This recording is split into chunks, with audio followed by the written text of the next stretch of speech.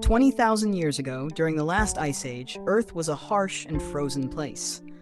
Towering glaciers covered much of the northern hemisphere. Giant animals like woolly mammoths roamed the tundra. And among the resilient human beings fighting for survival were the women, often overlooked, yet central to the continuation of life. This is the story of a woman living during the Ice Age. For clarity, we'll refer to her as Akka, a representative of countless real women who lived during the Upper Paleolithic period. The survival. Akka's world was unforgiving. Temperatures could plummet below freezing for months at a time. Her shelter was built from animal hides, bones, and wood, carefully assembled to withstand icy winds and snow. Every day began with the basic question: how will we survive today? Food, warmth, and protection were top priorities. AKA contributed by gathering plants, preparing food, maintaining fire, crafting tools, and caring for others. Her clothing was made from animal hides, stitched with bone needles and sinew. These layers kept her warm in extreme cold. There were no modern materials, only what she could create using nature and skill passed down through generations. AKA played a critical role in food gathering and preparation.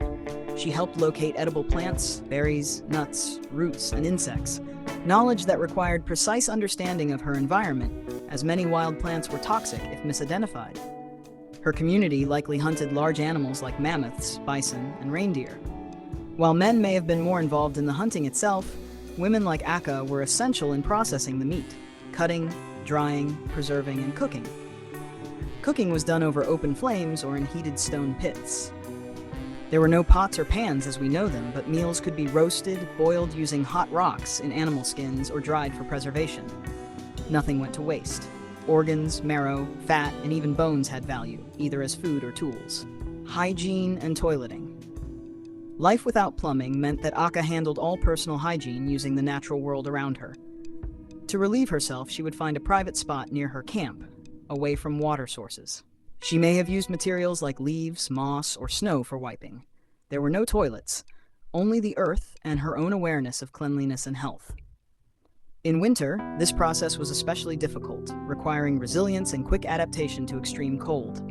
Despite the challenges, Ice Age people understood the importance of maintaining sanitary practices to avoid illness. Menstruation. Akka, like modern women, experienced menstruation.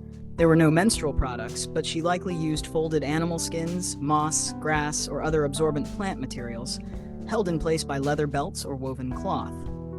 In some cultures, menstruating women may have had designated spaces or rituals, partly for hygiene, partly due to cultural beliefs about blood and fertility. Despite the physical discomfort, Akka continued her responsibilities. She worked, walked, and participated in her community while managing her cycle, using what nature provided. Sexuality and relationships. Human sexuality in the Ice Age was tied closely to survival, social bonds, and reproduction. AKA's relationships would have taken place within a small, closely connected group, likely between 20 to 50 people. Marriage, as we think of it today, may not have existed. Instead, there were pair bonds or flexible partnerships based on cooperation, child-rearing, and alliance. Sexual relationships were both personal and practical. They helped strengthen group ties and ensure the continuation of the tribe. There was no modern concept of privacy. Sexual activity may have taken place within shared spaces, with a cultural understanding of discretion shaped by the norms of the group. Birth control didn't exist, though some natural herbs with contraceptive effects may have been known in some regions. Pregnancy and childbirth were common and dangerous. AKA would likely have had several children in her lifetime, not all of whom would survive infancy. Pregnancy, birth, and childcare.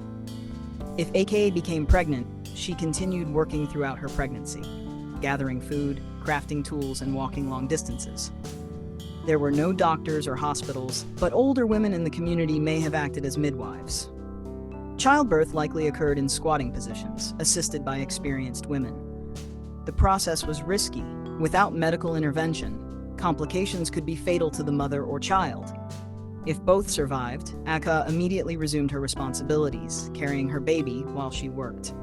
Babies were wrapped in fur, breastfed frequently, and kept close at all times for warmth and safety. Child rearing was communal. Older siblings and other women helped care for the children,